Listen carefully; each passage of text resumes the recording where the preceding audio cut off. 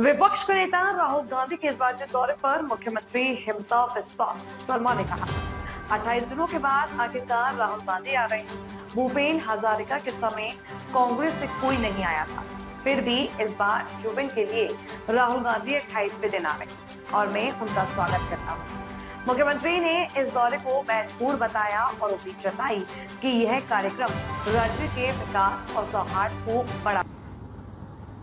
আমি বিচাৰিছিলোঁ যে কংগ্ৰেছ দলৰ এজন জ্যেষ্ঠ ব্যক্তি জুবিনৰ সমাধিত আমাৰ লগত থাকক, অন্ত্যেষ্টিক্ৰিয়াত আমাৰ লগত থাকক। যোনে নহওক, প্ৰিয়ংকা গান্ধীয়ে হওক, ৰাহুল গান্ধীয়ে হওক, কোনো আপত্তি নাছিলে, কাৰণ এইটোতো অৰাজনৈতিক।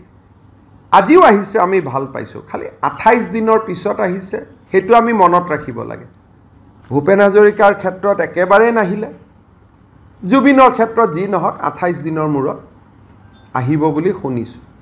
অলপ ইম্প্ৰুভ হৈছে অসমৰ ক্ষেত্ৰত, কিন্তু কংগ্ৰেছৰ ঘড়ী এতিয়াও 28 দিন পিছতেই দৌৰে। আমাৰ হিয়াৰ আমঠু জুবিন গাৰ্গৰ ক্ষেত্ৰত 28 দিন পিছত ঘড়ী কাটা চলাটো